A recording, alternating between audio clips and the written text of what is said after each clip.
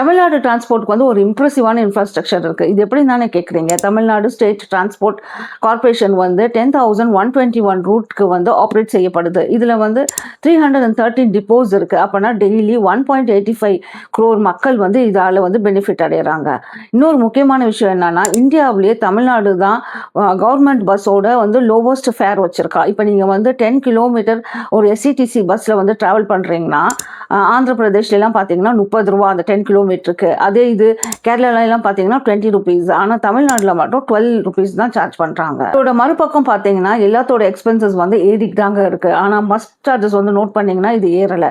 அதனால வந்து transport corporation வந்து 18.65 crore ஃபினான்ஷியல் டெபிசிட்டை ஃபேஸ் பண்ணிக்கிட்டு இருக்கு. அதனால ஸ்டாட்டிஸ்டிக்ஸ் என்ன சொல்லுதுன்னா, டிரான்ஸ்போர்ட் கார்பரேஷன் வந்து ஒரு லாஸை தான் சந்திச்சிச்சு. எப்போ பார்த்தீங்கன்னா பீரியட் ஆஃப் 2011 to 12 ஃபினான்ஷியல் இயரில் 8,761 crore. இதே இது 2020 to 21 ஃபினான்ஷியல் இயரில் அதுவே வந்து கொஞ்சம் கூட மடங்கு கூடியிருக்கு. That is 42,143 crore. இதுக்கு பதிலாக 2024 to 25 ஃபினான்ஷியல் இயரில் வந்து கவர்மெண்ட் வந்து ஆல்டர்னேட் ரெவன்யூ ஜென்ரேட் பண்ணியிருக்கு அரௌண்ட் 42.21 crore. இது எப்படின்னா by scrapping the old buses and unused parts இருக்குல்ல, அதெல்லாம் வந்து ஆக்ஷன் சேலில் விட்டுருக்கு. டோட்டலி டெய்லி பேசஞ்சர்ஸ் வந்து டெய்லி ஃபேர் சிட்டி பஸ்ஸில் ட்ராவல் பண்ணுறாங்களா, அதில் உமனோட கான்ட்ரிபியூஷன் பார்த்தீங்கன்னா 66.45%. அதில் வந்து உமனுக்கு வந்து ஃப்ரீயாக தானே ட்ராவல் சார்ஜஸ் இருக்குது.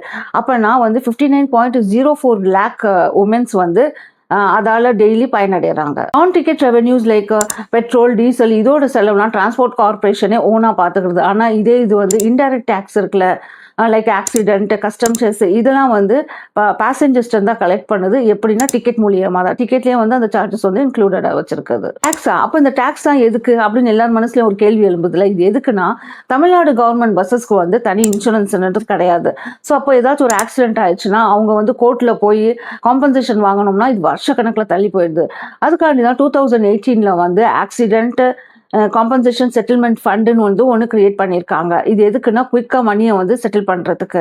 அதனால தான் இந்த டிக்கெட்டோட ரேஞ்ச் வந்து 1 to 10 rupees per kilometerன்ற மாதிரி செட் பண்ணியிருக்காங்க. இதில் இன்னொன்று நோட் பண்ண வேண்டிய விஷயம் என்னன்னா, தமிழ்நாடு கவர்மெண்ட் வந்து கவர்மெண்ட் பஸ்ஸஸ் ஃபேர்ஸை வந்து ஏற்றவே இல்லை.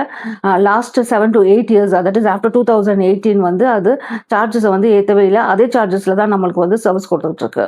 என்னை பொறுத்த வரைக்கும் ஒரு ஸ்டேட்டோட எக்கனாமிக் க்ரோத்துக்கு வந்து பப்ளிக் டிரான்ஸ்போர்ட் செக்டர் வந்து ஒரு இம்பார்ட்டண்ட்டான ரோலை வந்து ப்ளே பண்ணுது. இப்போ இதெல்லாம் வச்சு பார்த்தா தமிழ்நாடு டிரான்ஸ்போர்ட் கார்பரேஷன் வந்து லாஸில் ஓடினாலுமே பப்ளிக் வந்து ஒரு இம்ப்ரெசிவான சர்வீஸை தான் பண்ணுது. இப்போ நீங்கள் சொல்லுங்கள், Tamil Nadu bus means SCTC bus ஃபேர்ஸை வந்து கூட்டலாமா இல்லையான்னு சொல்லிட்டு கமெண்ட்டில் ஷேர் பண்ணுங்கள். இந்த மாதிரி சின்ன சின்ன தகவலுக்கு என்னுடைய சேனலை சப்ஸ்கிரைப் பண்ணிக்கோங்க.